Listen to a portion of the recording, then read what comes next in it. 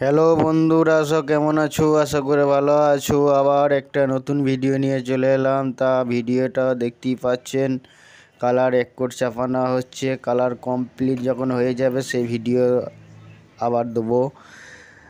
আর রংটা হচ্ছে Berger company 15-এ। ভিডিওটা যদি ভালো লাগে লাইক কমেন্ট শেয়ার করবেন আর ভিডিওটা শেষ পর্যন্ত দেখতে থাকবেন।